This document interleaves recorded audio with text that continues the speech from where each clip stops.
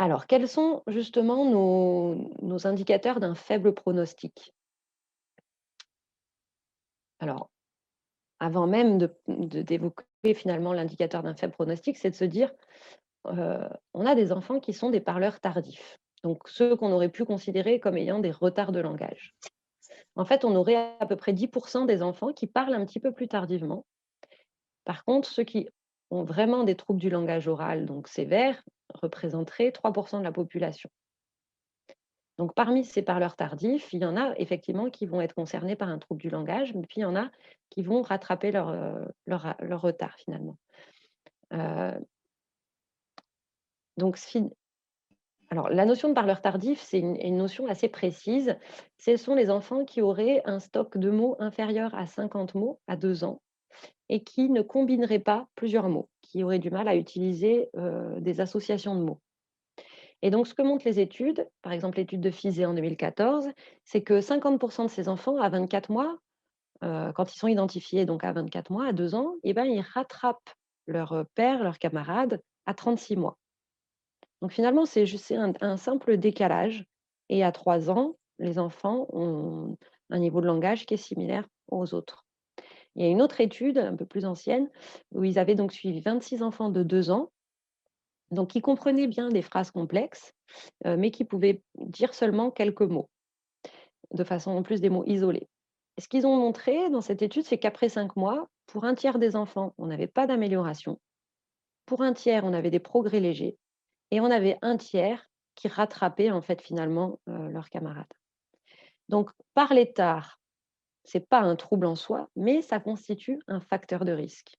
Donc faire le point sur le développement de l'enfant, à quel âge il a dit ses premiers mots, comment ça s'est passé, est-ce qu'il a associé des mots, tout ça, sont des indices à récupérer parce que plus l'enfant a parlé tard, plus, il y a de risques pour que son trouble persiste et soit vraiment gênant au quotidien.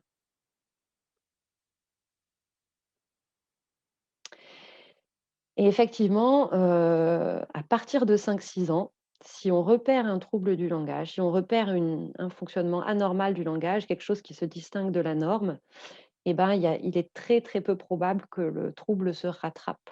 Donc vous voyez ici des courbes d'évolution. Donc entre 60 mois, donc à peu près 5 ans, donc là on a 72 mois, là c'est à 6 ans, jusque vers, bah, quasiment 10 ans, hein, ici, à 112 mois. Et ben vous voyez que les courbes, en fait, vous avez ici en noir le développement typique. Donc ça, c'est les enfants qui se développent normalement. Alors, notre échelle ici, c'est le score en fait, sur un test. Ça peut être, un test composite qui prend en compte plusieurs facteurs, heu,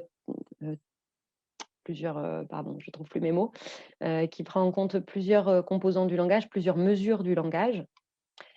Hem et donc ce qu'on voit, c'est que, les enfants qui ont un trouble développemental du langage ou ceux qui ont un trouble du développemental dans une situation donc avec plus, ça veut dire ici, c'est une condition biomédicale qui est associée. Donc on voit qu'en général d'ailleurs quand il y a une condition biomédicale associée, le trouble est un petit peu plus sévère, hein. En tout cas, il tend à devenir un petit peu plus important que s'il s'agit simplement d'un trouble développemental du langage, donc sans condition biomédicale associée, donc ce qu'on appelait les dysphasies. Donc vous les avez ici en rouge. Donc vous voyez que s'il est présent, à 5, 6 ans, il y a très, très peu de chances qu'ils rattrapent, hein. En fait, eux, ils continuent de progresser évidemment les enfants, mais les enfants typiques développent aussi et continuent de développer, donc finalement l'écart se maintient toujours. Ils ne rattrapent pas. Ici, c'est la même chose, sauf que c'est pas, le score, brut qui est proposé, c'est le score normé. Donc c'est ce qu'on appelle les Z-scores, donc c'est l'écart à la norme et du coup, bon, bah, l'écart à la norme, il est nul, hein, ils font partie de la norme par définition. Donc c'est pour ça qu'on est à 0 ici pour ceux qui ont le développement typique et puis on voit, bah, ceux qui sont en décalage, hein, on voit que on a notre critère de déficit qui est autour de -2 écart type en général. On voit donc, qu'ils ne rattrapent pas ce décalage. Ça montre la même chose, hein, finalement.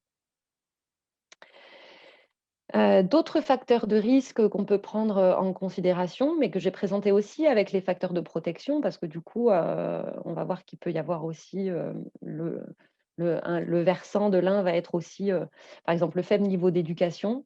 Et un facteur de risque, le faible niveau d'éducation des parents et en particulier de la mère, peut être un facteur de risque, mais peut être aussi un facteur de protection, du coup, si on a un très bon niveau d'éducation, du parent.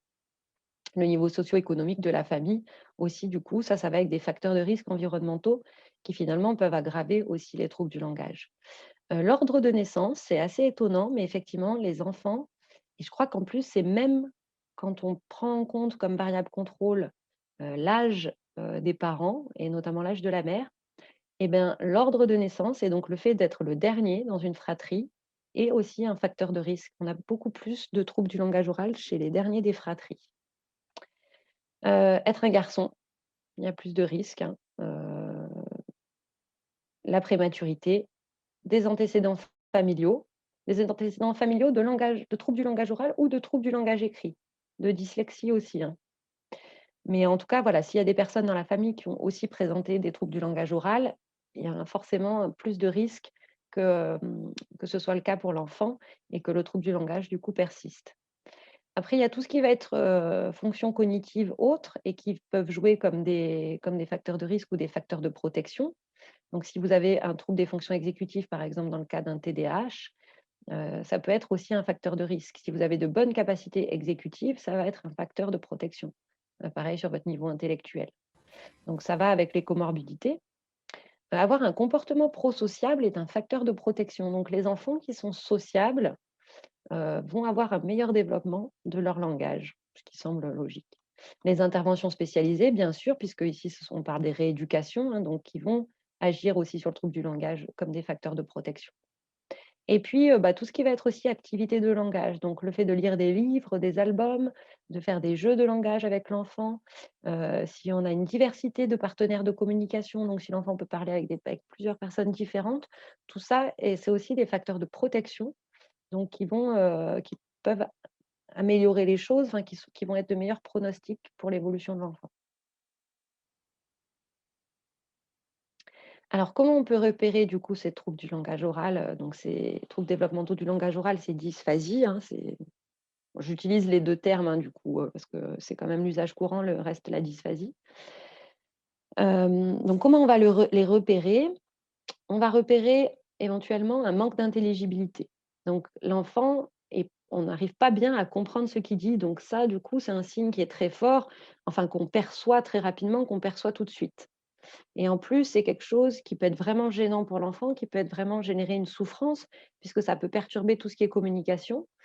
Hem, donc c'est quelque chose qu'on voit tout de suite et évidemment, on peut tout de suite identifier les enfants quand il y a ce problème d'intelligibilité.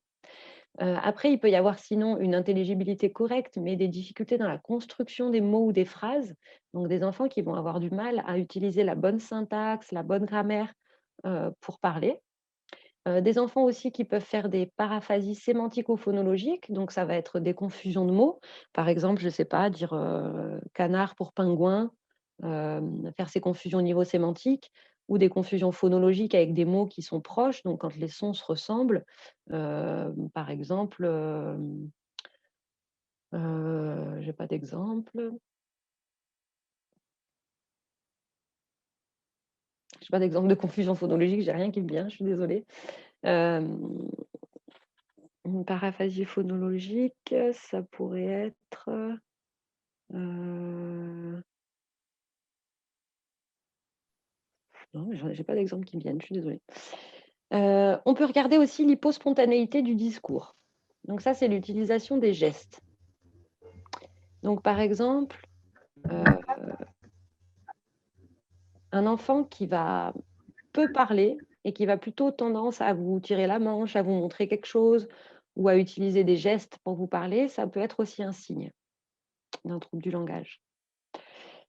Les enfants qui vont avoir un manque du mot, donc c'est-à-dire qu'ils vont chercher beaucoup les mots, qui vont toujours avoir l'impression de les avoir un peu sur le bout de la langue, comme on dit, et du coup, qui vont utiliser des mots valises. Donc, ils vont dire le truc, le machin, le bidule, et qui vont remplacer le mot par ça, par ces mots valises.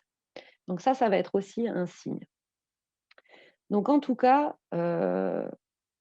On a là, j'en ai mis quelques-uns, mais ça peut être plein, plein de signes différents parce qu'on va voir que donc il y a plein de formes du langage de troubles du langage différents. Mais en tout cas, c'est vrai que l'intelligibilité est vraiment importante. Par contre, quand le trouble est un petit peu plus discret, quand il va toucher des choses un peu plus, subtiles comme le vocabulaire ou des choses comme ça, le trouble va être plus discret, donc le diagnostic va être plus tardif, mais il peut y avoir des répercussions qui sont, à long terme, qui vont être plus importantes pour ces enfants, qui vont gêner leur scolarité un peu plus de façon un peu plus importante que des enfants parfois qui ont des problèmes d'intelligibilité, par exemple dans le cas d'une dyspraxie verbale et qui finalement vont avoir beaucoup moins de répercussions scolaires. Et puis autre chose et qui est très difficile à repérer, ce sont les difficultés de compréhension. Ils sont plus difficiles à repérer, mais ils sont plus graves. On a un moins bon pronostic quand un enfant a un problème de compréhension.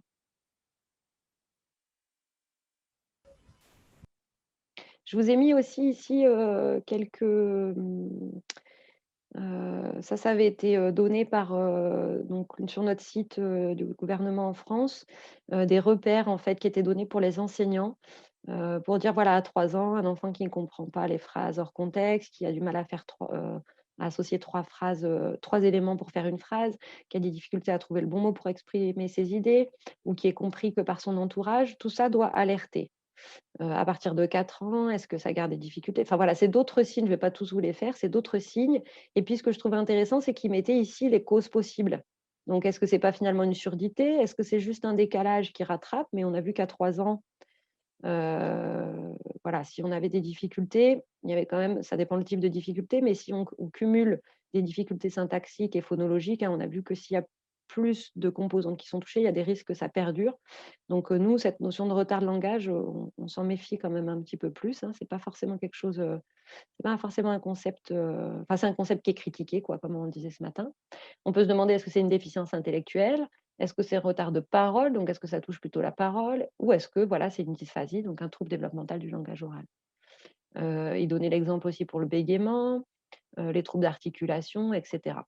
Donc ça donnait en tout cas quelques repères développementaux.